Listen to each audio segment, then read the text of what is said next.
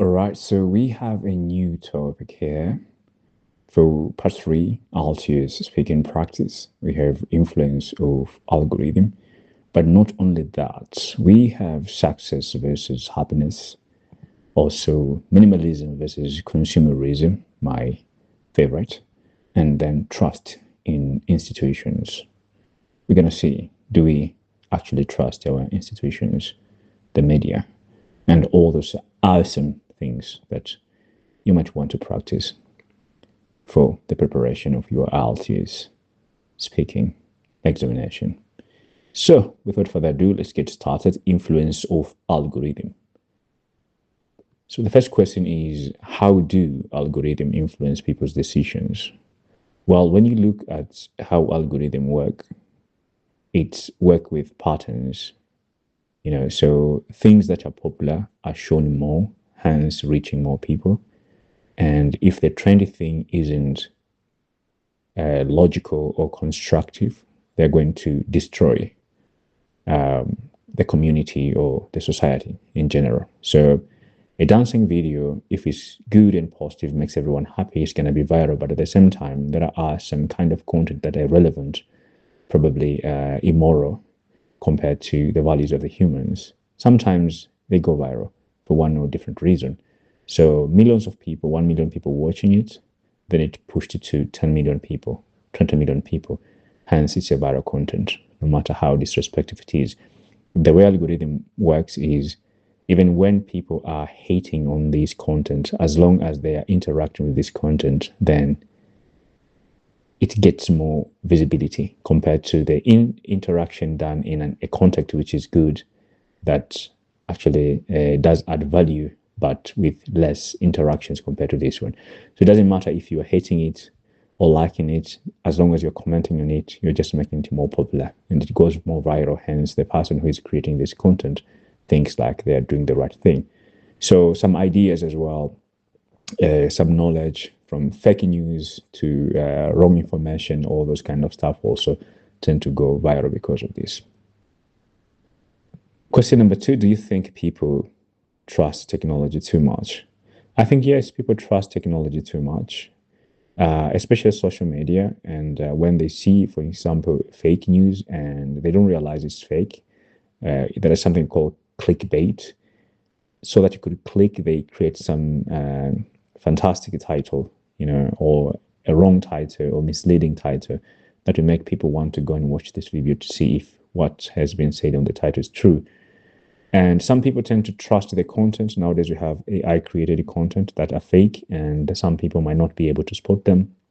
They might start being angry about something that didn't really happen.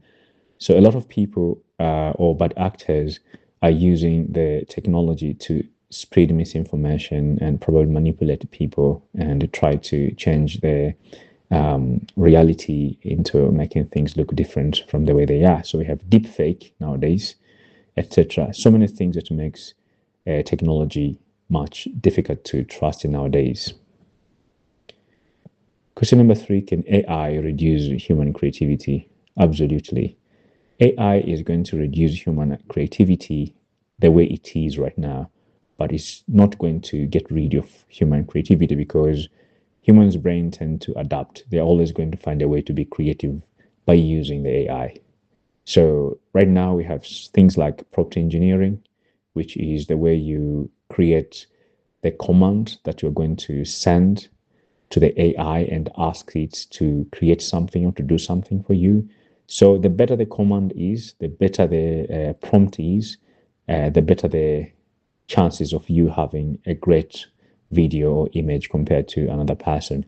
So the creativity now is going to be in your ability to write a good prompt, the prompt engineering part.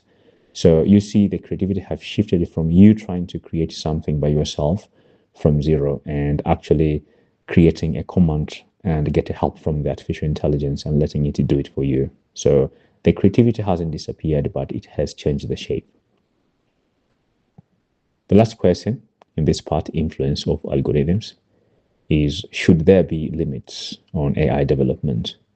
I think the development of AI shouldn't have limits, but there should be regulations on how people could use other people's images and videos For example, if I'm going to use somebody's real person's video to make my AI video and spread or say something that didn't really happen, just saying, because I am making YouTube content, and this part that asks you if this is an AI content, or in this content it makes somebody do something or appear to do something or say something that they didn't do. This is not enough, because this is the part that I see.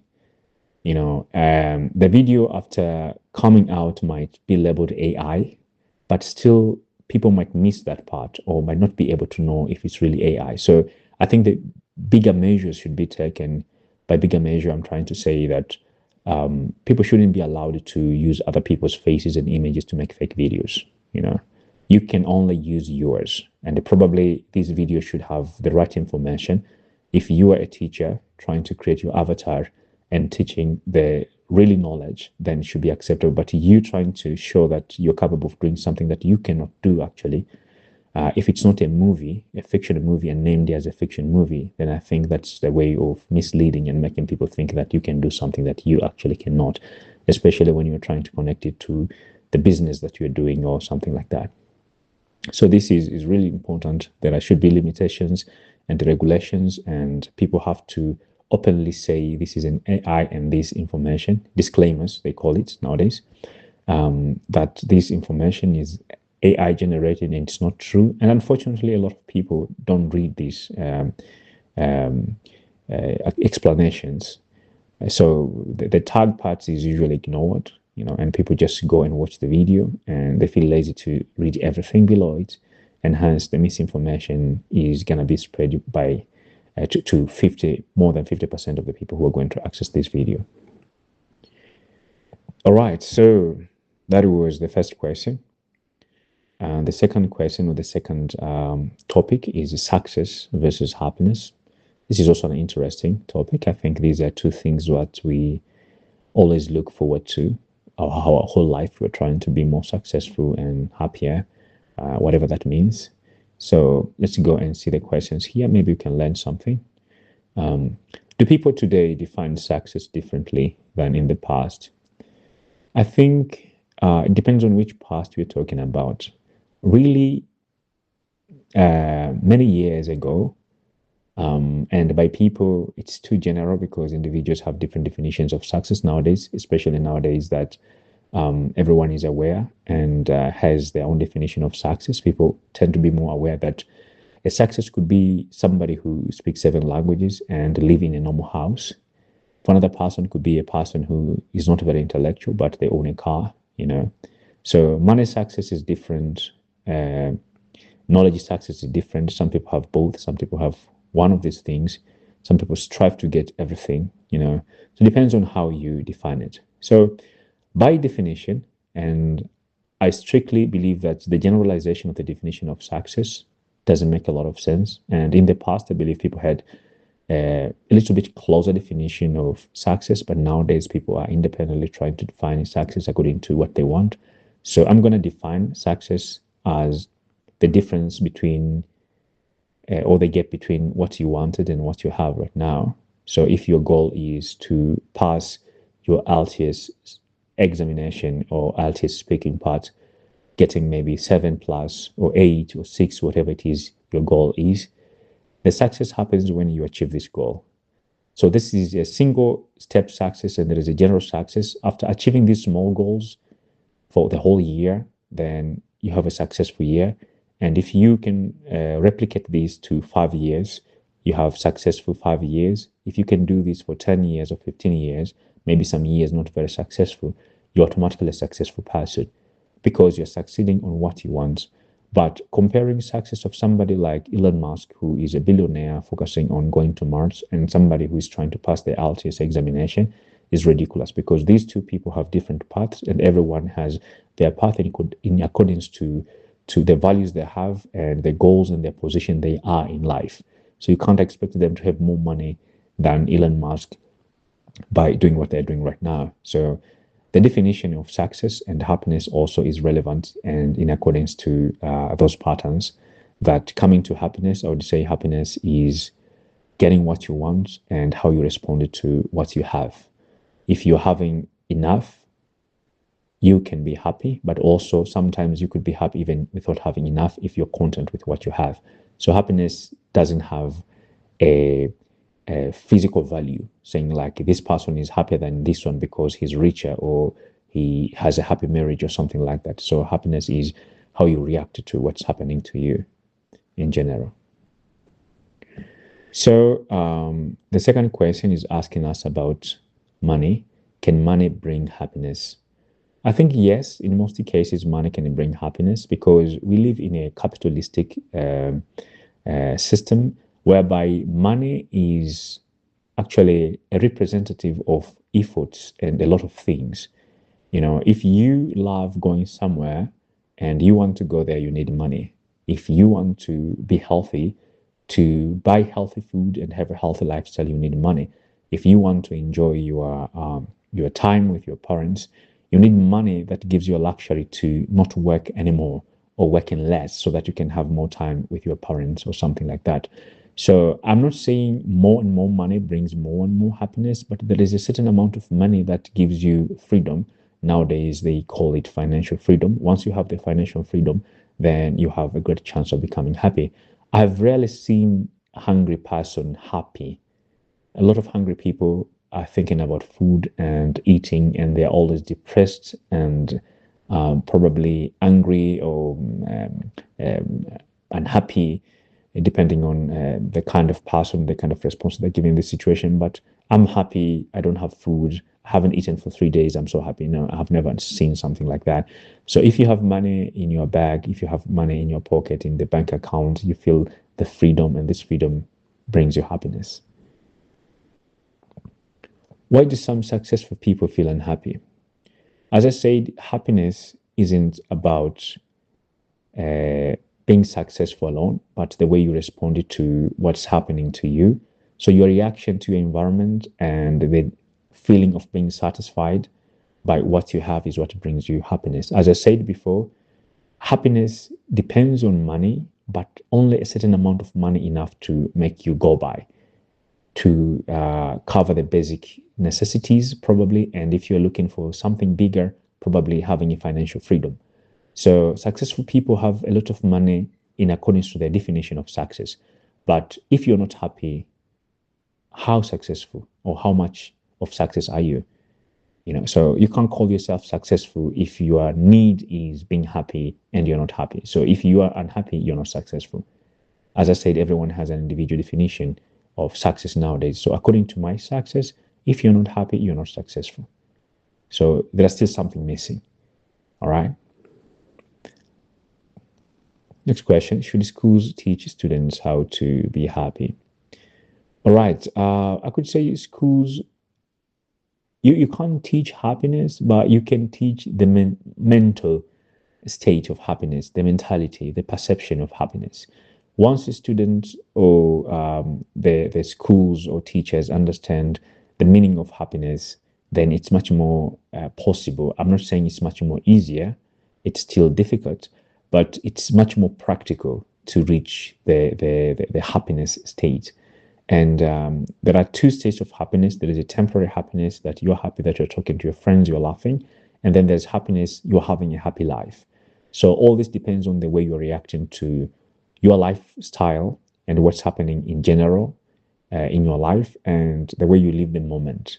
Some people could be happy momentarily when they're spending time with their friends, but the moment they leave this group of their friends going somewhere else, they automatically become unhappy because their whole life is an unhappy life.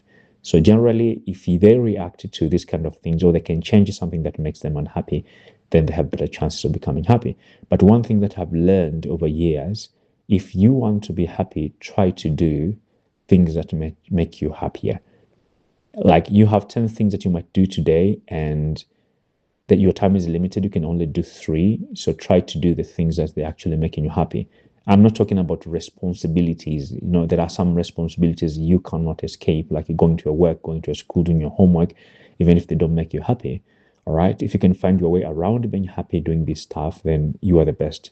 But if you have chances of choosing between friends who makes you happy and the friends who don't make you happy. A lot of people just go with those friends who makes them uncomfortable just because they are friends. So if you have three friends and one of them make you happier, then spend more time with this third friend, because that's how your life becomes happier, because they're adding something to your life. They're adding positive energy to their life. And eventually, these other friends will see the pattern that you don't prefer being with them and you prefer to be with that friend who is making you happier. Then automatically they're going to pull it away and you're going to have more time with the friends who are positive. That's the method that I've been using for years. That being said, we're coming to my favorite. I said before, minimalism and consumerism are my favorite topics, and I consider myself a minimalist. You can see the way I'm doing things. I'm not trying to complicate my videos. I'm making them simple, giving simple explanations as much as possible. So hopefully this minimalism continues, and I'm getting better and better every day. So let's see these questions and see what's what and what's not. So why do some people prefer a simple lifestyle? It's a good question, and I'm reflecting this question to myself. I prefer a simple lifestyle because I believe every object that you own and everything that you own in your life occupies your mental space. A lot of people are depressed. They have a lot of problems in their life because their mental space is taken by so many things that they don't need in their lives, including objects and people and probably knowledge sometimes. My level of minimalism has gone up to from studying 7 languages and trying to understand which one is the best and minimalizing them and focusing on some things, reading certain kind of books, etc. I know knowledge should be accepted, but not to its all form, and especially in the form of information, whereby when I decide to receive information, I don't want to fill my brain with a lot of unnecessary, helpless information. If something sticks to my brain by accident, I cannot control that, but I cannot voluntarily going and try to access information that doesn't have or adding any value to my life. So that's the way of minimalism, and preferring this lifestyle actually helps me to think better, to decide better, to be more passionate, and to live my life to the full. Next question: is consumer culture harmful to society? For the system that it depends on capitalism, consumerism is the only thing that can run this system. Maybe I'm not an expert in this topic. I shouldn't make such bold statements, but according to me, I think consumerism is what makes capitalism what it is today. And the more people consume, the bigger it becomes. But unfortunately, it isn't a system that benefits everyone, but gives everyone a chance to fight, even though unfairly. When you are being given a chance to fight, it doesn't mean you're being given equal chance to fight, because these things happen automatically. A child who's coming from a rich family and has a degree in business management, they could start their business easily because they already have the capital and the experience from their parents. Another child who wants to be a business person who hasn't come from this family, we usually tell them, nothing is impossible, but it's very, very difficult. Out of 1 million people who are probably trying to start their businesses from this kind of background, unfavored and privileged background, most of them fail, only 1 or 2 of them succeed. These are random statistics, but you get the point. So this is a chance to fight, but unfair chance, because where you start and where another person starts is different. It doesn't always mean that you're going to lose this race, but most of the people who are coming from the same background as yours are going to definitely lose this race. So is consumerism harmful culture? I could say in one way it's harmful because it forces people who has nothing, instead of saving and trying to spend on good things, they just spend their resources randomly. Do advertisements encourage unnecessary spending? Obviously, the point of advertisement is making people going out there and purchasing something. So if these people don't need what they have been advertised to, and the advertisements made them feel like they need it, this is a wrong form of advertisement, which cannot be restricted. I don't think anyone is forced to buy something. It's your own, it's yourself being convinced to going and buying that stuff. And this leads into unnecessary spending. The last question of this part: will people buy less in the future? I don't see that happening actually. I think people will buy more and more in the future. In the past we used to buy stuff. Nowadays you're buying services. We're not even buying them, we are renting services, which makes it even more difficult because when you're renting, in the long run, you're paying more compared to if you're buying and owning something. Right. So right now we have buying stuff like cars, houses, probably like our furnitures, our clothes, etc. Then there is buying services such as holidays. Since we're working so hard and we're frustrated all the time, we want to go to the holidays. We need the holidays. We need that free time. And to spend the free time nowadays, maybe you're going to a cafe where we're going to spend money with your friends. You're going to the gym. You have to pay for that. In older days, people would just work in the manual works and they'll be strong and live stronger. But nowadays, you have to go to the gym, for example. You have to pay for the membership. You want to watch a movie, you have to pay for the membership. Everything, all kinds of the services that were being offered to by the modern life needs some sort of payment. So people are running into this cycle. I usually compare this to a cat who is trying to catch their own tail. They're never going to catch it. So you're trying to be successful in a system which is constantly forcing you or allowing you to spend. We have credit cards, which makes spending even more and more easier. And in credit cards companies or banks, they don't care because you could have 10 credit cards from 10 different banks. So you could spend and spend and spend and have a lot of money that you're being owed. You have a lot of money that you need to pay the banks and not being able to pay and keep on spending. It's your habit. You can't stop. It's rough. It's tough out there. So yeah, hopefully everyone succeed to adapt a little bit of minimalism and being careful with their spendings. Now, the last topic, trust in institutions. The first question, do people trust the media in your country? I say no. This is the worldwide issue. No one trusts media because of the media itself. I mean, not by its own doings. The same media is telling us not to trust the media.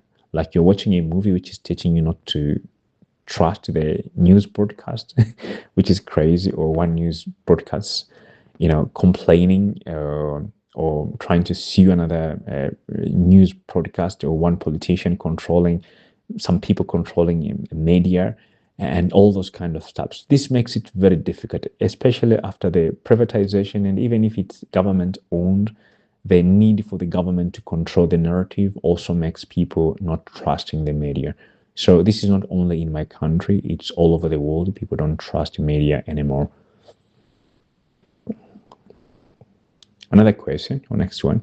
Why is trust important in society? Of course, trust is everything. When people stop trusting their governments or the media, they become confused. And when they're confused, they can't function. And in a system where people cannot function, there is no productivity. If there is no productivity, there is no development. And whatever system you are using, it doesn't matter if it's capitalism or any other system, this system is going to collapse.